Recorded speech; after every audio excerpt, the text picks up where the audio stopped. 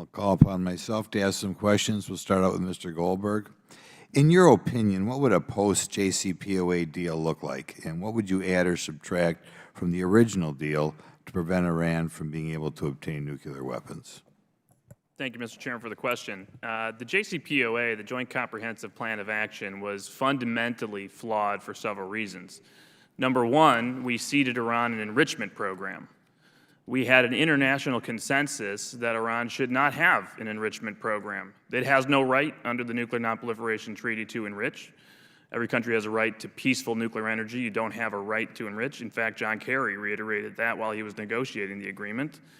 And instead of insisting on that, what was enshrined in several UN Security Council resolutions that they halt all enrichment-related activities in addition to reprocessing activities, we decided to say, okay, you can keep all of these illicit nuclear sites that we've now learned are completely intrinsically tied to their nuclear weapons program, thanks to the nuclear archive that was discovered in 2018 by the Mossad, which we've now seen throughout the world, which has led, by the way, the International Atomic Energy Agency to new undeclared nuclear sites in Iran that Iran today refuses to acknowledge, refuses to explain, where the IAEA has even found traces of uranium. The idea that we would envision any sort of agreement with this regime that allows them to keep the capabilities to produce nuclear weapons in the future is fundamentally flawed. That's number one. Even if you believed that Iran would somehow hold to an agreement, would not at some point unshackle itself from having these capabilities and race to a nuclear threshold, the deal itself was baked to allow Iran legitimate pathways to nuclear weapons if they just followed the deal. That was what was so crazy about it.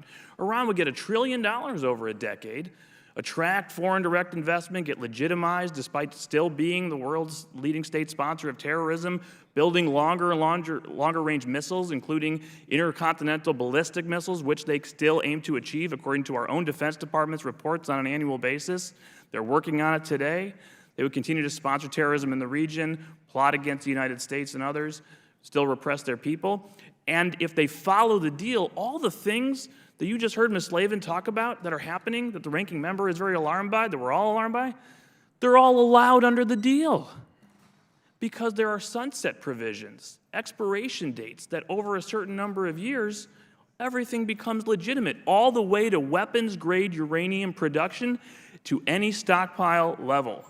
The only thing that they promised long-term in the deal, we promise here, the Supreme Leader, the people who murder Americans, the people who oppress their people, the people who are helping Putin right now destroy Ukraine, we promise we'll never build nuclear weapons. These sites are good sites. These aren't the droids you're looking for, as we would say in Star Wars. So we have to go right back to formula here, Mr. Chairman.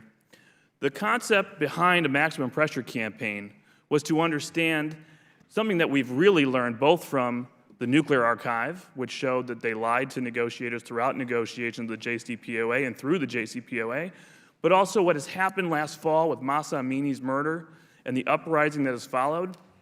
By the way, Mr. Chairman, we track protests in Iran on a weekly basis at FDD.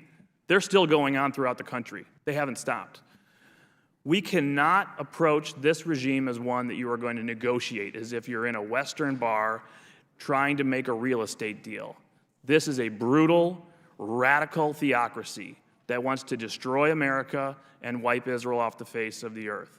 And so a combination of military deterrence, economic pressure, and maximum support for the Iranian people has to be the basis for a long-term sustainable policy solution.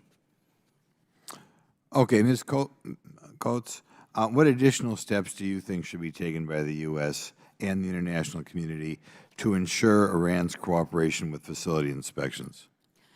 I think just to underline a point that Mr. Goldberg just made, the revelation of the Iranian nuclear archive in 2018 was a critical revelation of the internal failures of the original JCPOA, which was not negotiated in good faith. Clearly, if the regime in Tehran had wanted a good faith gesture toward the Americans, handing over that archive would have been a way to increase confidence in the deal tenfold. So I think that the fact that they are not a believable, credible negotiating partner is the fundamental problem when you're dealing with a situation like their nuclear program. So, I would suggest that if one wanted to get to a comprehensive deal that would give the American people some confidence that we weren't just kicking the can down the road yet again with yet another rogue nuclear program, that we would insist on changes in their sponsorship of regional proxies. We would insist on restrictions on their missile programs, and concur completely that we would stand with the Iranian people against the regime that has oppressed them for so long. Okay.